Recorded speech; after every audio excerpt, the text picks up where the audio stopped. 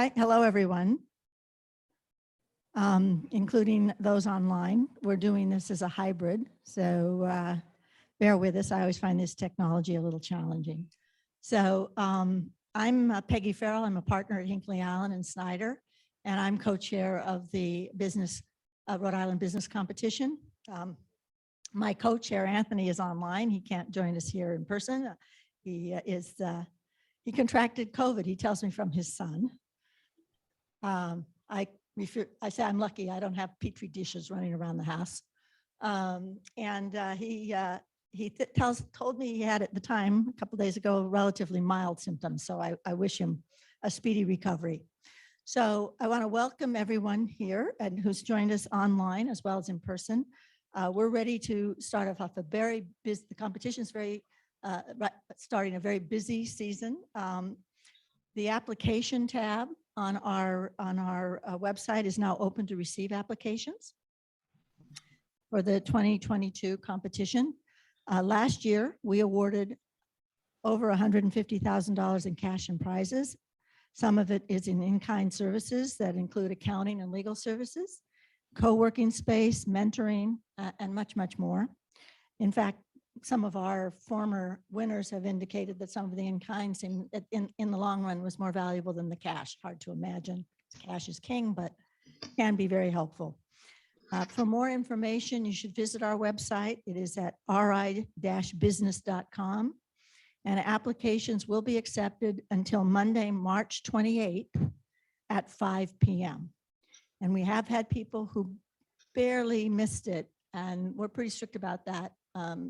So plan ahead and don't decide you're going to do it at 4:55 and run into technical problems. We're very excited that the competition was able to entice Dave Lubelczyk back as a presenter. He is also a sponsor of the competition. Thank you very much. He is known as the brain for rent. He is an explorer and alchemist, traveling this universe, collecting knowledge and experience, acquiring concepts and ideas from all over the globe and throughout history, and making the connections between those ideas and other people. His quest is to build and inspire a community of people who embrace the conceptual chaos that swirls around in their head. I would say swirls around in our lives as well, given the last 2 years. He then encourages them to leverage it to create fresh new ideas and bring their unique offerings to the world. Over the years, Dave has been a branding columnist, a business author, a brand strategist, an idea incubation consultant, and a president of IMAGEidentity Ltd. For almost 30 years, he has provided creative and consulting services to large corporations, nonprofit organizations, and small startups. Dave is known for using his own unique blend of organizational development, brand incubation, and no-nonsense common sense to grow his clients' businesses. His book, MYOB, Mind Your Own Brand, to grow clients' businesses. Dave's book, is a collection of ideas designed to make the reader think differently about their brand. Okay. Whether you're starting a business, reinventing your brand, rebuilding your business, or incubating a concept, Dave will triage what to do first and develop an action plan out of the chaos that is swirling around in your head. And during this workshop, Dave will explain how to define a target market and the best way to promote your product or service. Now, before we begin, I want to mention that our sponsors, they include private companies, service organizations, public agencies, colleges and universities, banks, investors, and most importantly, some of our former competitors. These organizations provide ongoing support, which enables the competition to function year to year, which in turn assists entrepreneurs in building a business framework to transform their idea into reality. Since we were formed in 2000, we have over 50 previous competitors that are making a huge impact on economic development in the state by growing and expanding their businesses, hiring employees, and buying from suppliers and service providers here. In addition, I want to acknowledge one of our partners, Venture Cafe, who gives us this beautiful space. And they're producing tonight's event. And I also want to recognize and thank Bryant University's social media team, who will be spreading the word about the competition through all our social media platforms, which include Instagram, Facebook, Twitter, and LinkedIn. So with that long introduction, I'm going to turn it over to Dave. All right, thank you. Thanks, Peggy, and thank to Anthony, who I guess is watching online, and everyone else from the business competition, Beth, for having me back. I think this is, I was just saying, I think this is my 4th or 5th time either being on a panel or speaking. So I'm going to try and sprinkle in some new stuff as well as cover some old stuff that I covered for the people who have not seen me speak before. But before I get started, how many people in the room are like really, really brand new? Like I've got an idea and I haven't even like taken it to market yet. Okay. All right. How many people have an actual tangible product, something you can touch? Digital's in between. Yeah. All right. How many people are service-based? They're their own product. So in other words, you're a consultant, things you do, it's mostly providing a service. You're not providing a widget or something like that. I just kind of want to get an idea of where people are at. So the title of the talk, Beth asked what we should talk about tonight. And the title of the talk is utilizing your resources. And how to build a customer, pick an ideal customer and build a product for that customer with your resources, and how not to waste resources and how to best utilize them. And I like to think, a lot of people think of money as the primary resource. You know, a lot of people, and I need to get funding. Once I get funding, whether it be from a venture capitalist or a grant or whatever, once I get funding, everything is going to get better. And anybody that has gotten some funding, Alex, does funding always solve all your problems? Not usually, right? Because time and energy are probably the 2 toughest resources, and you only have a finite piece of that. You know, as an entrepreneur, you're like, I've got unlimited time. But last time I checked, we all only have 24 hours in a day. And so if you get no sleep whatsoever, you get 24 hours a day to work on your business.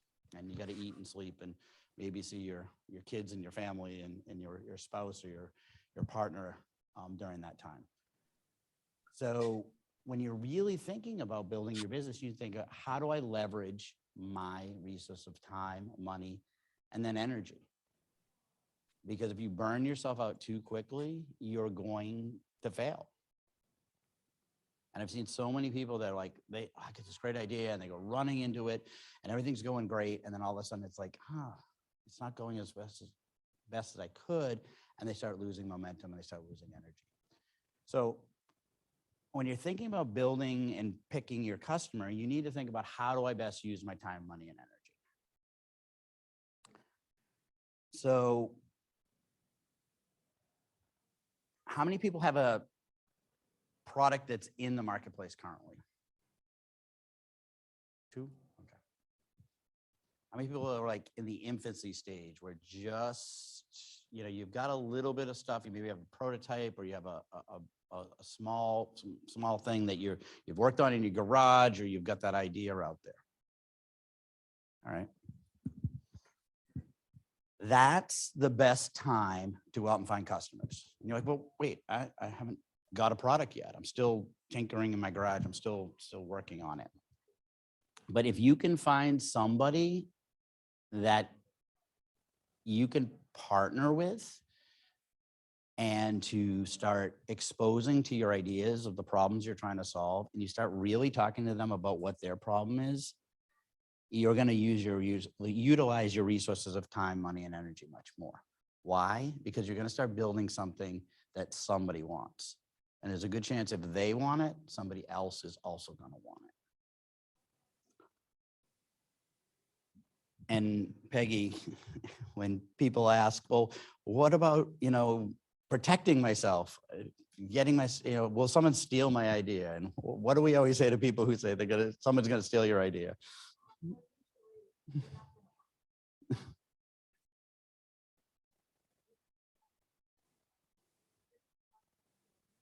Yep.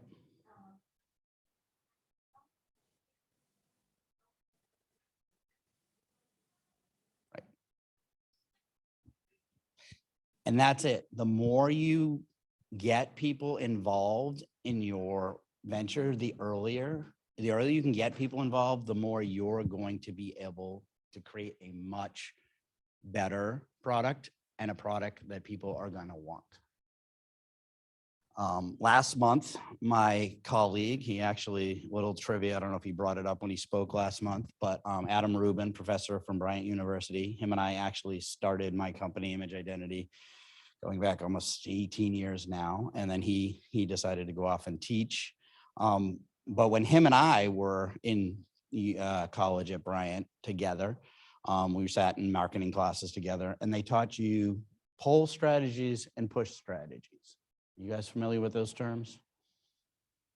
So the idea of a push strategy is I create this product, and it's, you know, your typical madman advertising. I've got this product, and then I'm going to advertise the heck out of it. And I'm going to create all this demand by basically pushing it out to the customer. Let me create demand. Let me build this box, build this widget, build this soda, beer, whatever. And then the way I made it is the way I made it, and I'm going to push it out to the world. And I'm going to create the demand by pushing it into their living room. And that worked really, really well when we had 3 TV stations, and you could dominate the market, and you could spend still a boatload of money, but you spent probably a lot less money than you have to now, because people were exposed to a lot less information coming in. You know, I don't even know what the number is, but every year, whenever I look up the number of pieces of information you're exposed to goes up every single year. And I was reading in a book one of my mentors wrote, and he was saying that we are exposed to more information in one day than most people 50 to 75 years ago were exposed to in their entire lifetime. The most information that is out there right now was created in the last 5 years, because the ability to create information is so much more. And so people are getting messages from everywhere. And if you're going to try and then capture this large group of people and say, hey, you have to buy my product, you're going to spend a lot of money. And people are like, well, social media is free. I can just put stuff on social media. I can make a YouTube video. I can make it. But even if you do it all yourself, you're going to be spending a lot of energy and a lot of time. And so the better way of doing it, rather than trying to push it, then we had the pull strategy. So the pull strategy was, let's talk to people. Let's do some market research. We still know exactly what we're going to build. We're going to build this mousetrap. I built a better mousetrap. We're still going to build this mousetrap.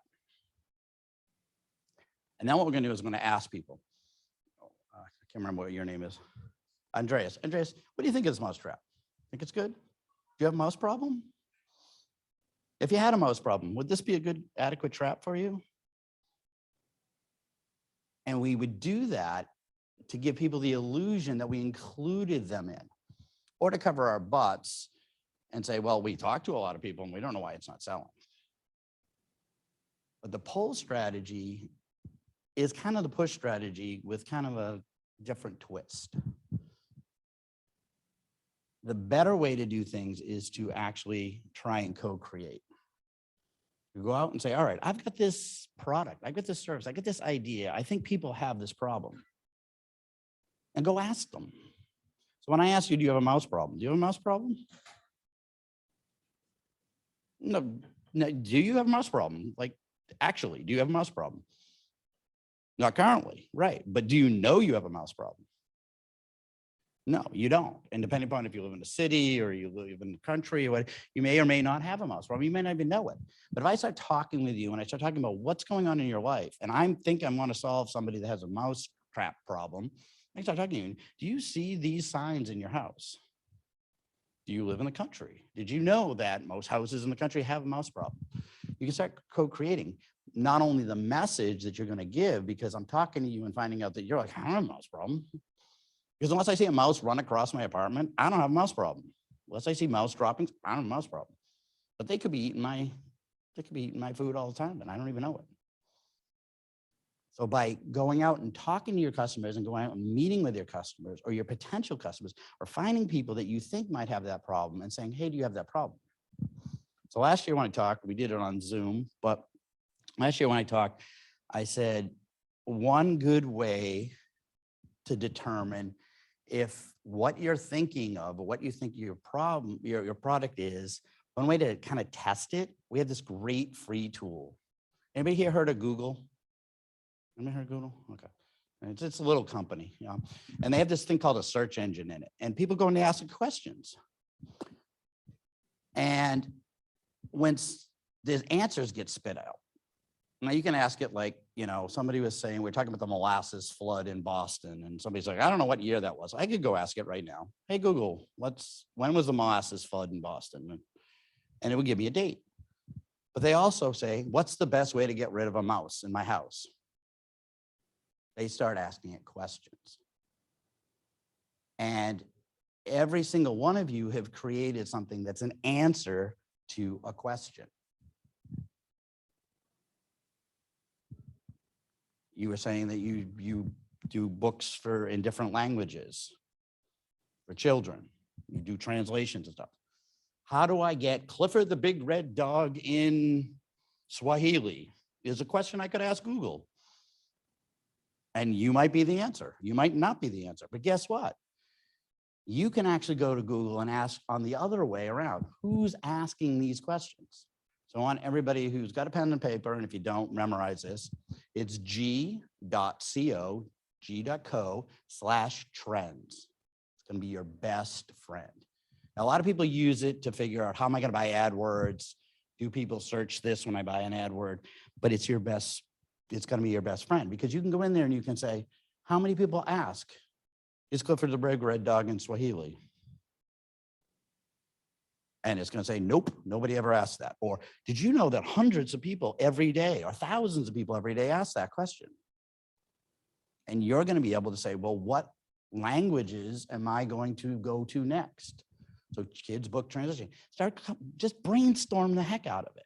Brainstorm different questions you think people might ask that your product is the answer to.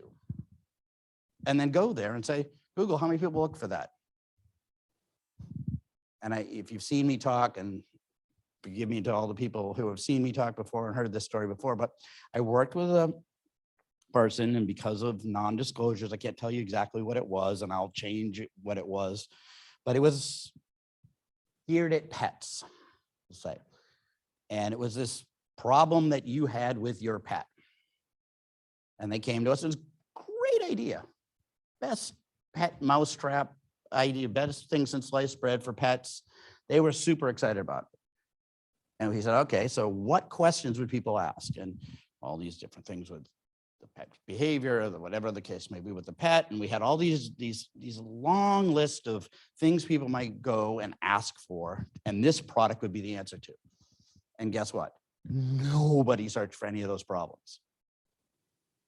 So how much time and effort do you think it would take for that inventor to educate people that they had that problem with their pet before their people would even think about buying it?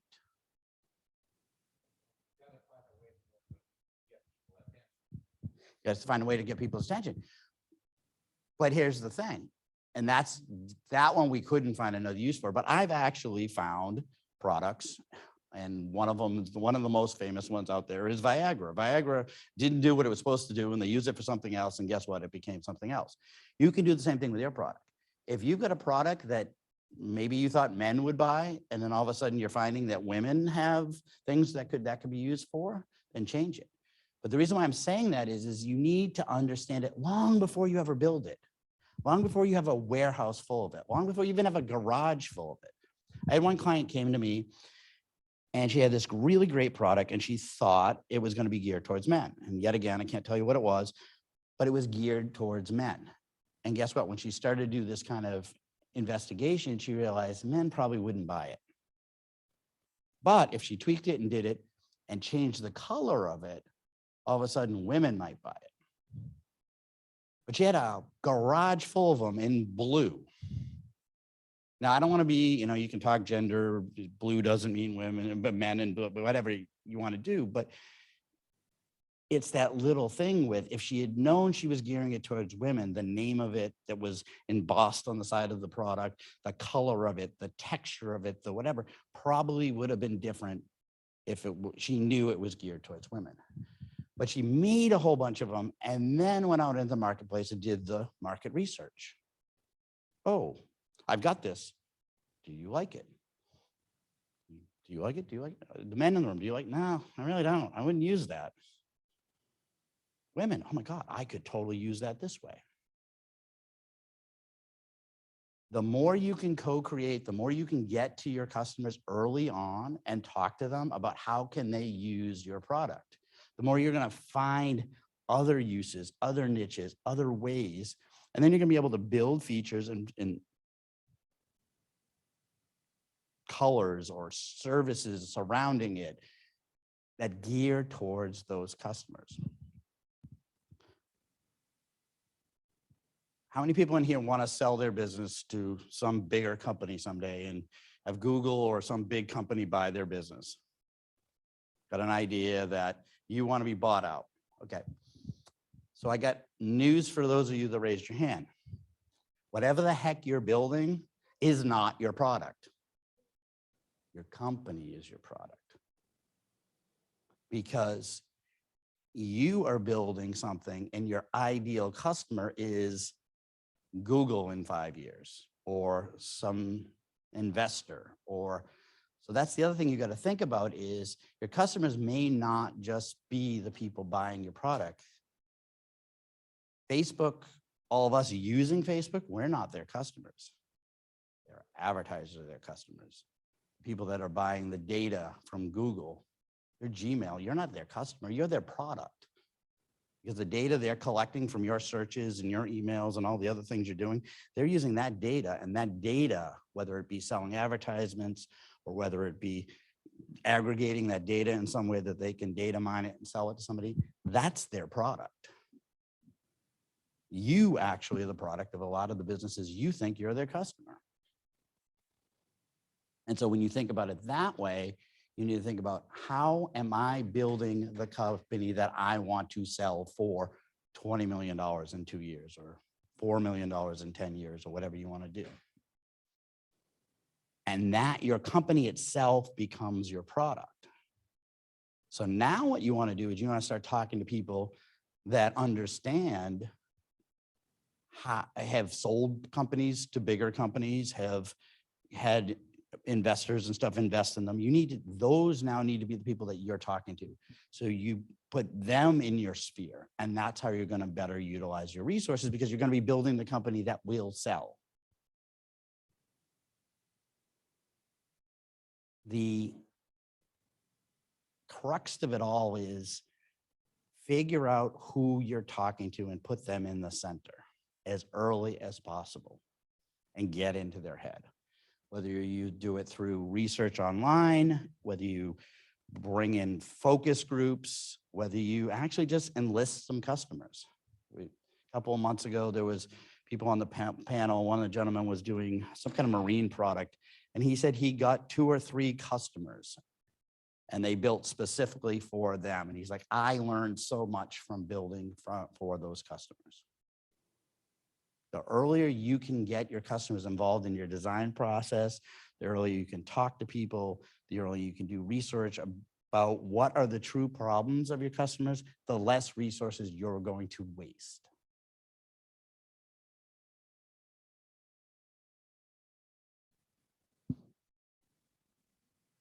The other place that you can find really, really good information, or you can talk to people, use this one all the time and people always forget, is one of the best resource tools you can have is a librarian. They have been trained to research. So go to your local university, go to your local library, go to all of them and ask them to help you research stuff. It's a great place to find information. It's free, usually. Even at universities, they're more than willing to help you, talk to you about it. But it's a great place to go find out information on competition, on trends, things like that. Librarians are a huge resource. And I know so many people that have used them over the years. You know, if you're doing something in biotech or medical or technical or whatever, go to a university that specializes in that kind of stuff and talk to the librarian. You know, yeah, talk to the professors and stuff too, but librarians do all the research for all the people that are doing research at those universities. So don't be afraid to go and talk to your local librarian. Shout out to librarians out there. If you have any that are in your family, thank them for all the things they do with helping all of us with research. So I want to throw it out there. Anybody get any questions, specific questions on how do you, what you're working on, or how do you build and how do you identify your customers? You can talk vaguely if you want, but anybody any specifics on customers that they're trying to reach?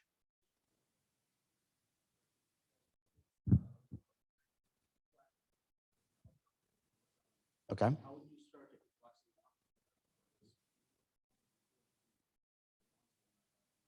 All right.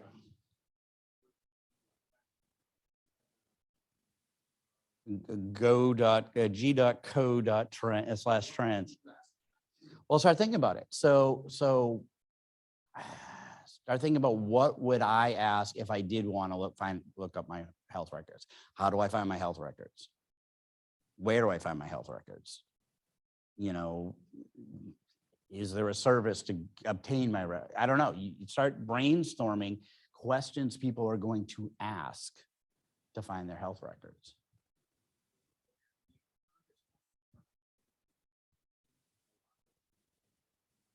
Oh yeah, I use it all the time. I actually had a gentleman that not only we would do that, but I had a gentleman that would search through, he was a service I paid, and he would actually search once we determined that, okay, yeah, there is some demand, people are asking for this. Next thing we would do is he would, if we identified we wanted, you know, women 25 to 30 who, you know, own a cat, that live in the city, that whatever the case may be. And then he ran it through some software where he could abstract through from social media data to say, yeah, there's about 500,000 of those in the greater New England.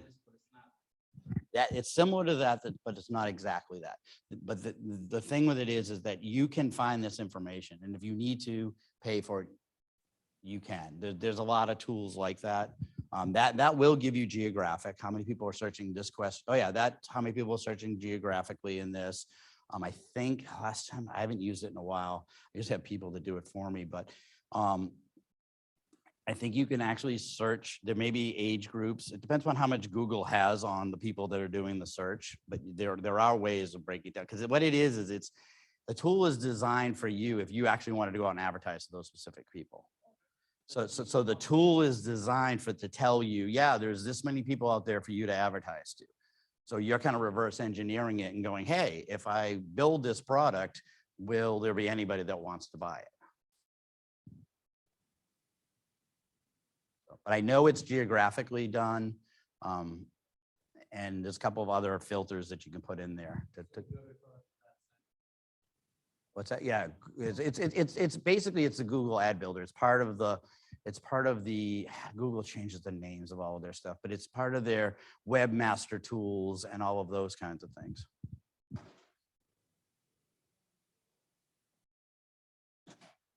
You can't whisper. Hey, that's fine. Okay, cool. Yeah. Yeah, there's all that tool is just, people who have utilized it have gotten so much information from it. It's just, and it's free. They're not charging you anything for it. So definitely utilize it. Now, granted, it's Google, so somehow they're utilizing you as a customer. Right. But yeah, no, definitely check it out. And just think about, if I needed to access my health records, what would I put in?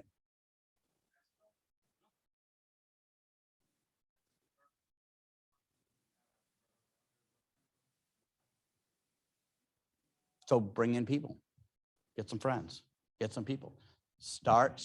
If you're part of something like a mastermind, or ask them, ask people. The more you ask people, like you're asking tonight, like I can't think of, other than like, how do I get my health records? I can't think of one personally, but there's probably people in the room that have, well, if I was looking for my health records, this is what I would say. So ask family, ask friends. Like the more you can put potential customers in around you or actually in the center, and asking them, if you needed your health records, what would you do? Because we assume that our solution is the best solution, but we're not sure. And sometimes somebody will be like, well, I don't need that. I know how to get my health records. If you find everybody says, I know how to get my health records, why would I need that? Right. And it is, but Apple and some of the companies that, I mean, there were all smartphones before Apple, and it took until iPhone really took off to really make it go. And they spent a lot of money, and you don't have those resources. So you need to be smarter than that. You need to find a group of people, find a niche, find people you can talk to utilize what limited resources you have. And everybody's, even Apple, even Google, they're limited in some ways. They're just limited much bigger than we are. Do you guys have a question? Okay, cool. I'm inspiring people. That's good. That's what I do. And I hate just being the talking head. So I love like answering questions. I love it when it's a panel and Anthony throws out stuff, and I miss him being here.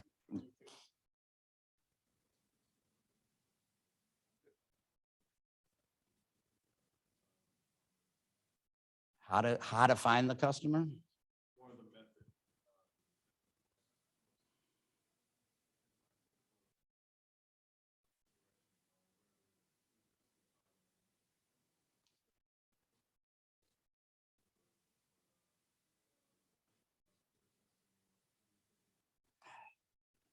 I say the more you can get unsolicited feedback. In other words, let them talk in their own way. So if you do a questionnaire open-ended, let them tell you in the beginning, especially, because you want as wide, you want early on to have customers people you think are going to be your customers. You want them to talk in their own language, because you get this tunnel vision, and I've seen it over the years doing marketing stuff. You get this tunnel vision of, I'm going to ask them this, and a lot of times you ask them. I remember years ago I went to I did a lot with video, and I went to the broadcasters convention, and on the show floor I was solicited to look at this new technology, and we got ushered off, and we got dinner that night, and they showed us this new technology. And I remember they asked us all kinds of questions about the technology, but they were asking it in a way that they just wanted us to say, yep, you guys are on the right track. Not what should we do different? And I think that's the key. No matter what method you use, what should I do different, or how would you use this different, or where are we off base is probably one of your most valuable, because you can get kind of a tunnel vision with your design, with your marketing, with stuff where you're validating your own stuff, not determining, is there a market for this, or is it? What's that?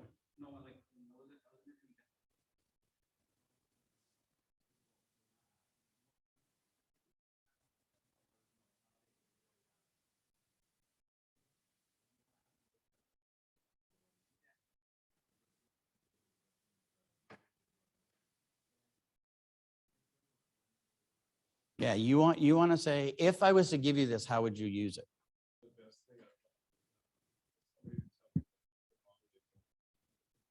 Mm-hmm.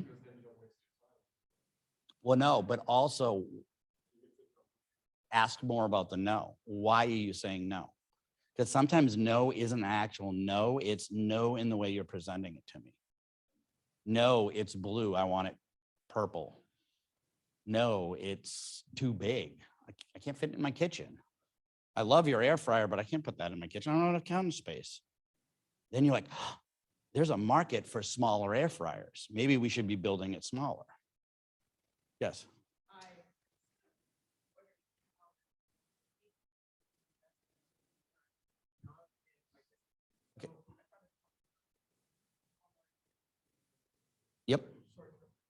Short-term rentals, okay.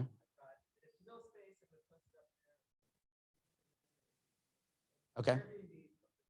Yep. It's cool. It's a great idea.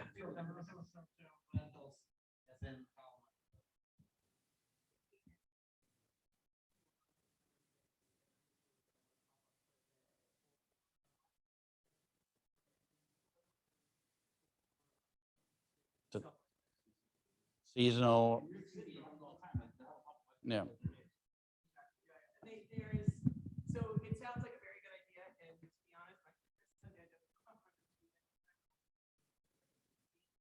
Yep. but they focus on elite cities. Like no one is ever gonna be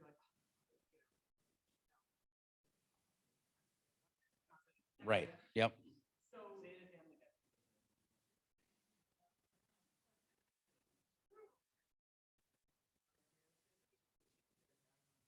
Yep. Yep. Yep.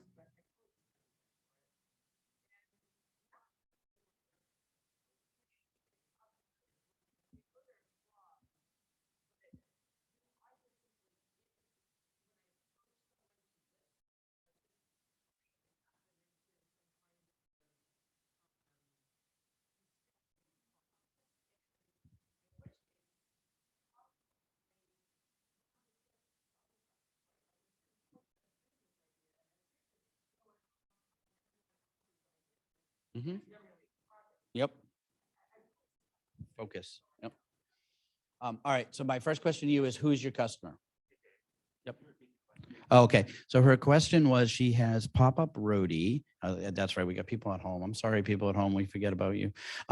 So we have pop-up roadie. She is doing basically Airbnb for commercial spaces, whether it be a counter in a small space or whether it be a full section of a mill building that you want to rent out to run some kind of fashion show or clothing store for a period of time. And it could be a very short window or it could be a larger window.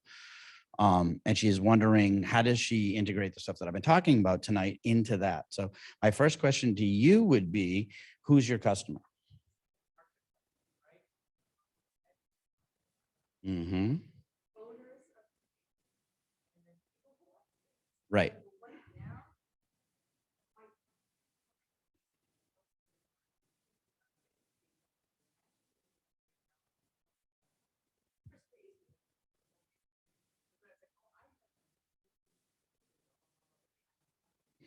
Okay. Okay. So you're saying that you have a database of people that potentially would be looking for space. Okay. Okay. So it's a double-sided network conundrum. Yeah. So you've got customers. Because the person that's spending the money is the person renting the space.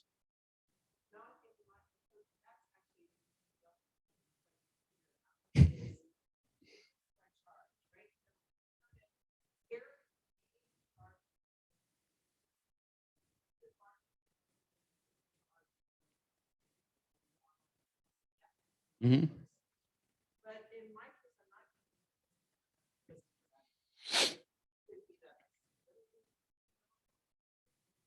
Have you asked them? Have you asked either side that?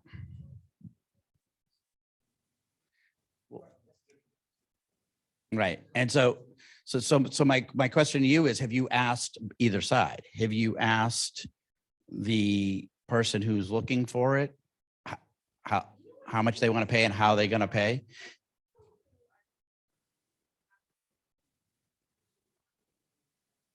Yep. Mm-hmm.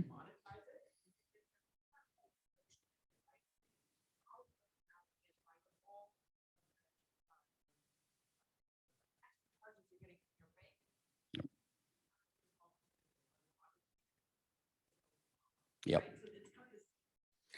So you need to, first of all, decide who your real customer is. Is it the space owners? And then you're going to go out and recruit people to use it? Or is it the people that are using it? And then you're going to go find them a space.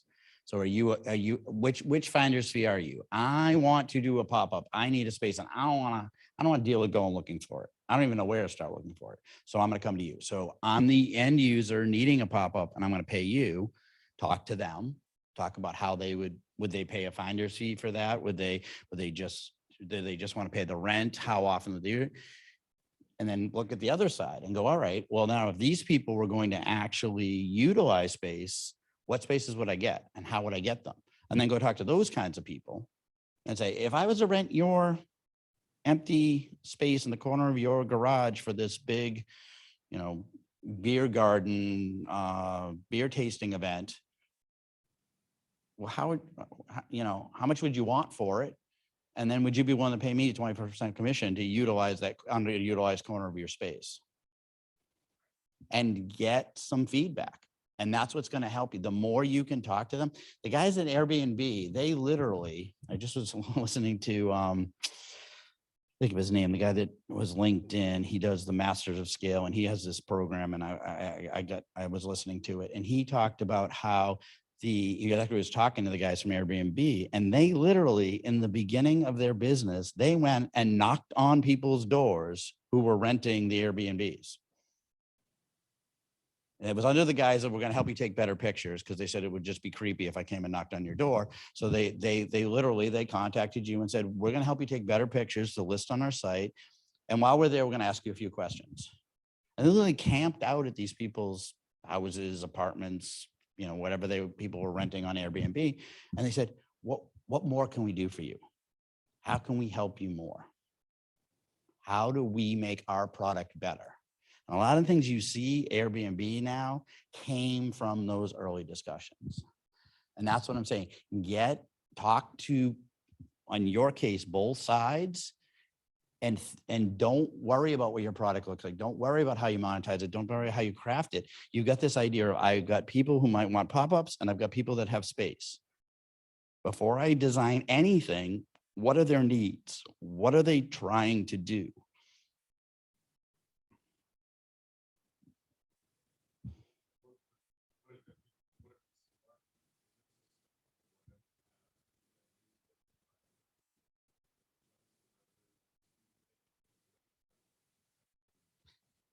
As long as you can tweak it and scale it. For example, in this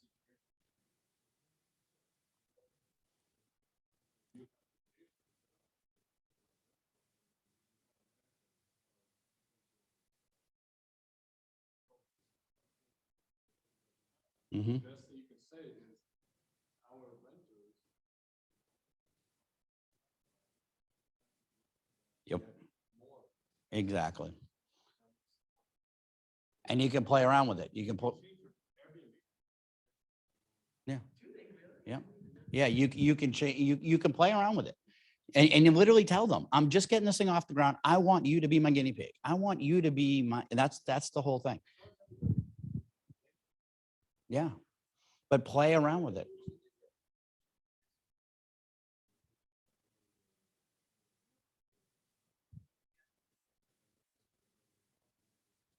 Yep. Right.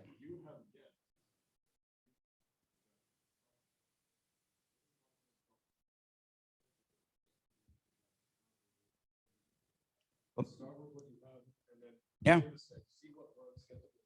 Get feedback. Tell them you're just getting going. Tell them I want you to help me craft this product. You're my early adopters. You get in on this.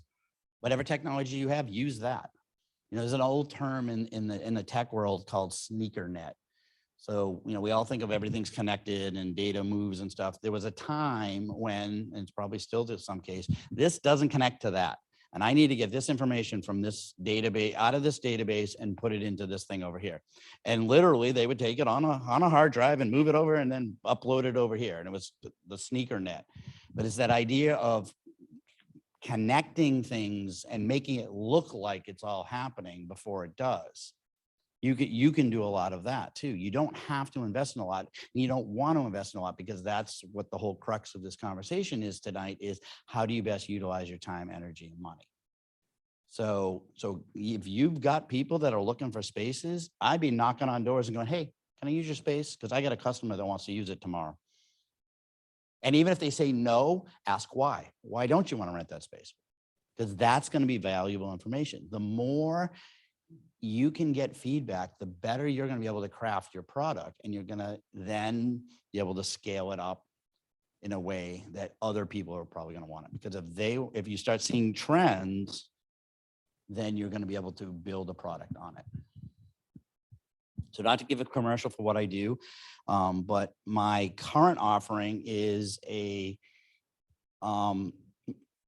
community. It's a subscription base. It's monthly. People belong to my community. We meet 3 times a week virtually, and we work out business problems. And how did that come about? Because if you talked to me 2 years ago, pre-pandemic, I think when I was talking here, I was more of a triage consultant. I went in when businesses had problems, and I would help them fix their problems. And I help them, how do you utilize your resources that way? It was, you've got these things, I'll help you connect to the right people so that you're not using your resources at the wrong time, in the wrong way, that kind of stuff. So how did I get from a triage nurse, concierge consultant, to running a membership community for small solo entrepreneurs or micro businesses that are just getting started? The pandemic happened. All of a sudden, going out and meeting with people changed. I couldn't go and have regular meetings with people, and everybody needed to pivot. How many people remember having to pivot during lockdown with your business, or your business that you worked for had to pivot? Everybody had to change. Restaurants had to change. Everybody had to change, right? So all of a sudden, Chamber of Commerce's and networking groups and people that I knew all went, hey, there's Dave, that guy with the crazy ideas and the crazy shirts. We should probably have him talk to people. So crazy ideas and crazy shirts. No, I said I'm an alchemist that is exploring the world. And Peggy was like, what am I reading? But I was asked to run town halls. So I ran these town halls. 2 days into lockdown, I'm like, all right, we're getting on Zoom, people. People are like, what is Zoom? Like people didn't even know like how to use Zoom and stuff. We're getting on Zoom and we're going to talk. And I have no idea what we're going to say, but we're all going to talk about what are we going to do with our businesses. And so I ran probably 8 of them, 10 of them in a 2-week period. And we just talked. And on it, people are like, well, what do I do next? And I went, you need to work with me. So I made an offer. I said, I'll work with you every 3 days for 18 days. We're gonna do it 6 times. Lowered my rates, was really generous with it. And I said, I'm gonna work with you. And we're gonna talk every day, every 3 days. Well, because things are changing so rapidly, we're gonna talk every 3 days. So I had about 15 people that took me up on the offer. So then I was like, well, the town halls worked really well, and I've got all these people that need it, and they got to the end of the 18 days. I'm like, I'm gonna run online masterminds. So I started this thing called Advisor Tribe. So sometime in the fall, I did some pilots over the summer, and then in the fall of 2020, I started these groups. It was great. We talked online, and we worked on their business, typical mastermind cohort kind of a situation. And then they get to the end of the 10 weeks or the 3 weeks, depending upon whether I was doing a goal setting one or whether I was doing a more traditional mastermind. And they're like, okay, now what do I do? Like, I need to implement this. And so I said, well, why don't we just keep doing it every month? And lo and behold, within a course of 1.5 to 2 years, I had a business that was completely different than what I did before, just by talking to my customers, just by them saying, this is what I need. And I'm going, oh, well, let me build that for you. So as you look at your use of time, money, and energy, look at how do you talk to people and say, what do you want to buy? Has anybody had dinner here yet? Not had dinner yet? How many people haven't had dinner yet? All right, most people, because we started at 5, haven't had dinner yet. How many people have to eat probably tonight before you go to bed? Okay, so everybody in this room needs food. If I was somebody that had a restaurant, I'd be like, hey, wanna come over to my place tonight? Because there's a need. What kind of food are you looking for? Maybe you have a restaurant recommendation service. There's a need in this room right now to eat food. So let's talk to people. What are they looking for? What kind of, they're going to cook for themselves. Well, if they got to cook for, do you have your stuff in your fridge to do that? Would you like to come over to my little market and buy stuff? Do you need a recipe to cook for? We've now created, just because all of you need to eat, we've created a couple of different businesses that we could start right here and now recommending where you all need to eat tonight. Talk to people and find out what they need. What are you guys trying to start? If you want to divulge it. A bio-based jewelry company. Okay. What is that? Basically, for creating everything without chemical.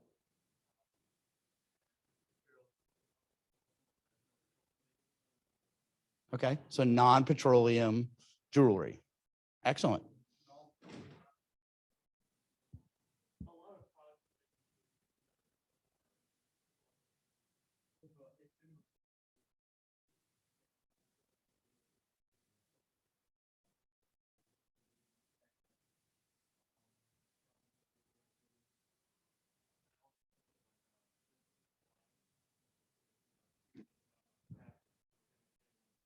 So are you guys actually going to produce the jewelry, or are you going to produce things that people can do to produce jewelry? Okay, cool. So my thing would be, first of all, go out and find out if people care about petroleum-based jewelry. And then how much do they care? And what do they care about? So it's going to help you shape what the products are. If you can ascertain who they are, you're going to be able to figure out what your designs and styles are going to be. What their income brackets potentially are. Are there people that are in a certain income bracket? Because that's going to help you to, is it going to be high-end jewelry? Is it going to be more costume, lower end, affordable jewelry? How are you going to do that? And that's the thing. I mean, it's a great idea. There's so many different ways you can take that. And to kind of go out in the market and hit or miss, if you can find people that really are passionate about it and go after them, and then other people might sell it. I was on the plane the other day. It was flying back from Nashville, and I was watching an old Shark Tank, and these two jewelry designers were on there, and they were like, we didn't think that these kinds of stores would want it, but all of a sudden they heard about us and wanted it. They had a real niche, they had a real good following, and then all of a sudden people were inviting them in. And that's the thing. If you can find a niche that's passionate about what you do, you can do it. How are we doing on time, Beth? So wrap it up.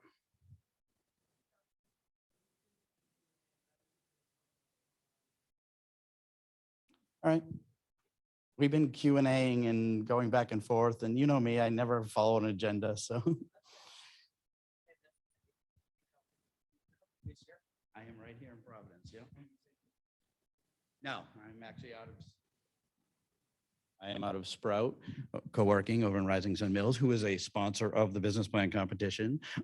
And I think everybody that applies gets a space at Sprout for a month or a couple months. No. So let me, the only reason why I want to talk now is because I know some of the people online. I just want to make sure that everybody hears this. So I'm Beth Carter. I am the executive director of the Rhode Island Business Competition. I'm thrilled that you came this evening. We not only have a competition, we have workshops like tonight. We also have a pitch contest, which we have in the fall. But if you are interested in the competition, applications opened at the beginning of January. They close at the end of March. And we offer over $150,000 in cash and in-kind services. And the in-kind services can be things like accounting services, legal services, co-working space, etc. And so if you go on ri-business.com, you can learn all about us. But the other reason why I wanted to say something is because next month, March 3rd, we have one more workshop for the year, because we work kind of like on a school year basis, and it's called Find Those Funds. And we're going to have a panelist of 3 people. So if you're interested in how to fund your business, I strongly suggest you come. And again, you can come in person or you can come, obviously online, but we'd love to see you. And we'd also love for you to spread the word. But again, we offer more than just the competition. So I just want to let you know that.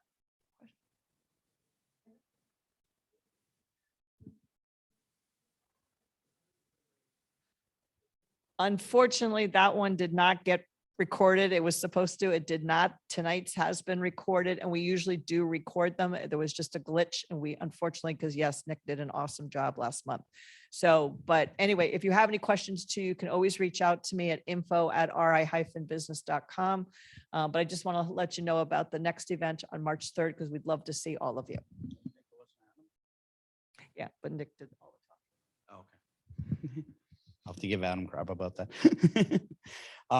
So to go back, kind of circle back and to the main crux of what I was saying about resources and stuff is determine who you're talking to, determine who your customer is. If you're going to sell your business at some point, make sure you're crafting the business and your customer is ultimately the person buying your business. If you're selling widgets or services, understand who your customer is. And if you have dual customers, you're having like we talked about with the Airbnb model, where you have some people and then you have other people and they're both considered your customer.